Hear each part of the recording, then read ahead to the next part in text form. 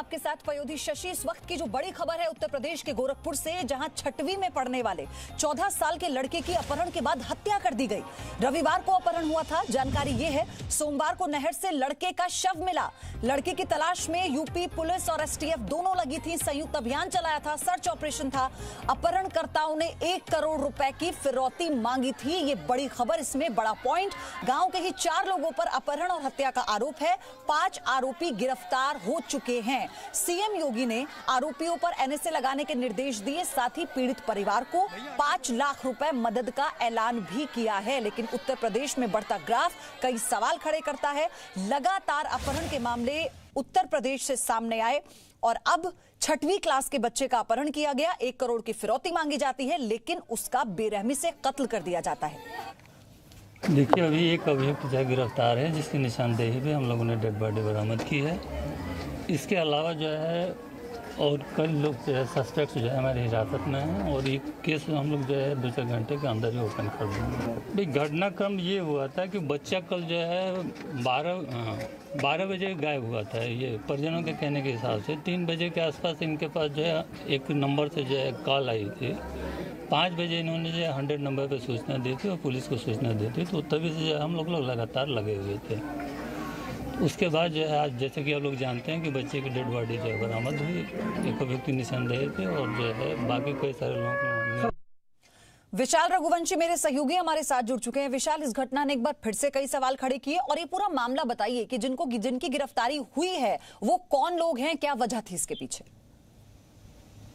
निश्चित तौर पर कह सकते हैं कि ने कई तरह के सवाल, और अगर हम बात करें तो मुख्यमंत्री मामले को लेकर एनएसए की कार्रवाई करने की बात कही है। इसके साथ साथ ये भी कहा गया है कि इस पूरे मामले में जो दोषी अधिकारी हैं, क्योंकि कहीं ना कहीं से पुलिस के अधिकारियों का भी काफी संदिग्ध बताई जा रही है, तो उनकी भूमिका की जांच होगी। इसके साथ ही जो परिवार है उसको आर्थिक रूप से 5 लाख रुपए की मदद करने की घोषणा भले ही सीएम योगी आदित्यनाथ ने कर दी है, लेकिन गोरखपुर की इस घटना ने कानपुर की घटना को याद दिला दिया। अभी चंद दिन पहले ही संजीत यादव की जो हत्या हुई थी, उसको लेकर भी तमाम तरह के सवाल खड़े हुए थे। और उत्तर प्रदेश में एक के बाद एक अपहरण की घटनाओं ने ये साफ कर दिया है कि उत्तर प्रदेश में लॉ एंड ऑर्डर पूरी तरह से पटरी से नीचे उतर चुका है। अपराधी बेखौफ हो चुके हैं। एनकाउंटर का डर अब खत्म हो चुका है। हालांकि जब सत्ता में योगी सरकार आई थी तो उस वक्त लगातार अपराधी जो है वो एनकाउंटर का डर जो है अंदर दिखा रहे थे, लेकिन अब शायद ये स्थितियां नहीं रही है। अब स्थितियां हो चुकी है।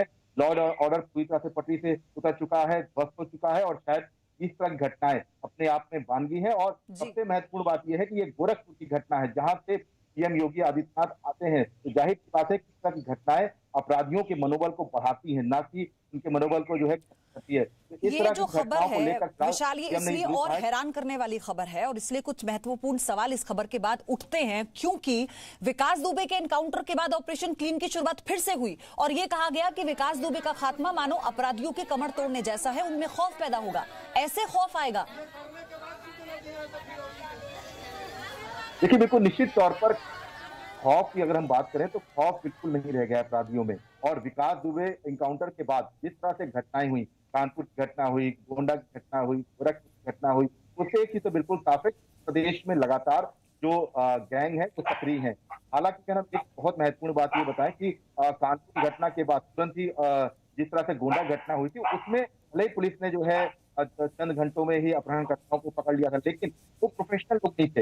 ऐसे में प्रोफेशनल जो गैंग है उनके खिलाफ क्या कुछ कार्रवाई यूपी सरकार की पुलिस कर रही है, ये बहुत ज्यादा महत्वपूर्ण है। और जिस तरह से इस तरह घटनाएं हो रही हैं, ये अपने आप में साफ वानगी है कि शायद उत्तर प्रदेश में अब कानून राज नहीं रह गया है। और कायदा अपहरण करने के बाद सीधा सा सवाल विशाल, जो आपने कहा कि कानून राज अब रह नहीं गया है और आप देखिए कैसे बदमाश बेखौफ होकर लॉ एंड ऑर्डर की धज्जियां उड़ा रहे हैं। वो सीधे तौर पे चैलेंज ही तो कर रहे हैं एक तरह से पुलिस को कि पुलिस उन्हें पकड़ नहीं पाती, वो उनकी गिरफ्त से कोसों दूर है और वो ऐसी वारदातों को अंजाम भी बड़े आराम से दे देते हैं। बहुत धन्यवाद आपका विशाल। आपसे आगे और जानकारी लेंगे इस बाबत, लेकिन कई बड़े सवाल इस घटना ने एक बार फिर से उठा दिए। Presenting B News app available on Google Play and App Store. Download it now.